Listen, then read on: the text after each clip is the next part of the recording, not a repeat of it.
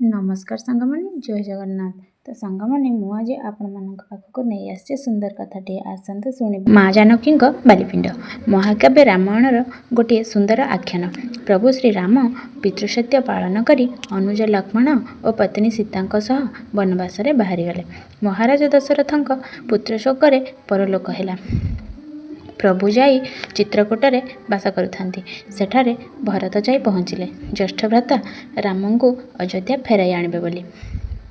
किंतु सेथिरे से कृतकार्य होई न पारी फेरी आसिले नंदीग्राम को श्रीराम पादुका दुईटी धरी। एहिठारे भरतकंठारु पिता स्वर्गवासी होइछन्ति संवाद पाई प्रभु पवित्र मंदाकिनी तटरे तांकर अंत्येष्टि क्रिया समाप्त कले। एहापरे प्रभु चित्रकूटरे किछि दिन बास करि चलिले। पुणी अन्यान्य वन प्रदेश को एपरी सेमाने बुलुथांती।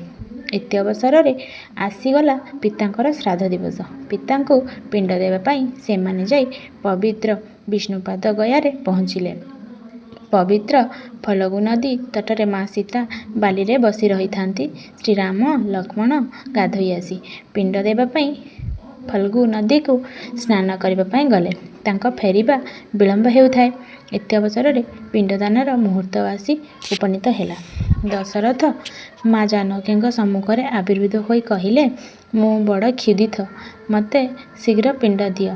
सीता तांको पुत्र मानक फेरी आसीबा जाए अपेक्षा करंतु बोली अनुरोध कले। कारण तांको पाखरे पिंड देवा पाई तंडुल आदि सामग्री किछि भी नथिला, जहाकू राम लक्ष्मण आनी फेरी थांते।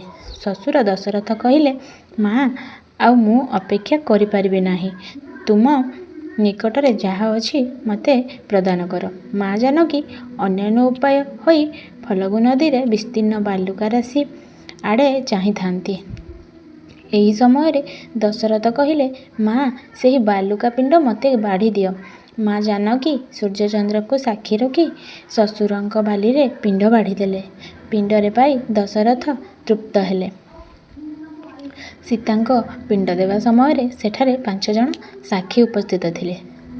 फल्गु नदी, अक्षय बट, गोटे गाभी, तुलसी वृक्ष और जड़े ब्राह्मण। श्रीराम फेरी आसिले, किंतु प्रभु पिंडदान करिबारु दशरथ आउ उपस्थित हेले नाही।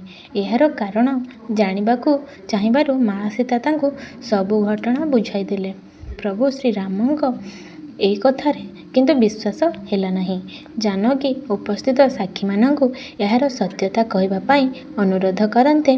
केवल अक्षय बट ही सपक्षरे कही श्रीराम को बुझाई देले। अन्य सबु साक्षी माने साक्ष्य न देई नीरव रहिबा हेतु माँ क्रोधिता होई अभिशाप देले। फल्गु नदीर जलधारा शुष्क होई जा। जानकींक अभिशाप जोगु फल्गुर जलधारा बालुका मध्यरे गुप्त होला और फल्गु हेला अंतः सलिला। जानकी पुणी साप देले, गोमाता आगरु केही पूजा न करी पश्चात भागरु पूजा करिवे। गयारे तुलसी गछ रहिबो नाही। गयारे सेथिपाई छोट तुलसी गछ मिले नाही। एठारे मिलुथिबा तुलसी गया तुलसी, जहार पत्र बड़। साक्षी ब्राह्मण को माँ जानकी अभिशाप देले, गयारे ब्राह्मण माने केबे मध्य जजमानंक दक्षिणारे संतुष्ट हेबे नाही। एणु गयारे ब्राह्मण माने सर्वदा दक्षिणारे असंतुष्ट थांती बोली कथित होइथाए। माँ अक्षय बट को आशीर्वाद दे कहिले, तोरी मूलरे लोके श्राद्ध अर्पण इत्यादि करिवे। फलस्वरूप गया श्राद्ध अक्षय बट तले दिया जाइथाए। रामायण वर्णित फल्गु नदी बिहारर प्रसिद्ध हिंदू और बौद्ध तीर्थ गया निकटरे प्रवाहित। एठारे नदी सज्जा शुष्क, किंतु बालुका राशि आड़े देले तळु जल बाहरी थाए। पुराण प्रसिद्ध फल्गु नदी उभय हिंदू और बौद्ध धर्मी मानक पई अति पवित्र। फल्गु नदी तटरे विष्णुपाद मंदिर अवस्थित। एहिठारे पिंडदान और अस्थि विसर्जन कर जाए। वायु पुराण वर्णित गया महात्म्यर कुहाଯାଇଛି, फल्गु स्वयं विष्णुक स्वरूप। पूर्व काल ए नदीर क्षीर प्रवाहित हेउथिला।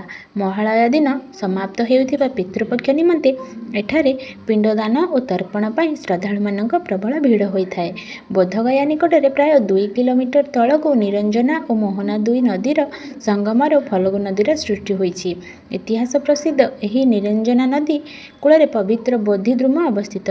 एही बोधिद्रुमर गोटिए शाखा को नहीं सम्राट अशोकଙ୍କ पुत्र राहुल और पुत्री संघमित्रा सिंह ଶ୍ରୀଜଙ୍ଗଳ ଅନୁରାଧାପୁରମଠାରେ ରୋପଣ କରିଥିଲେ।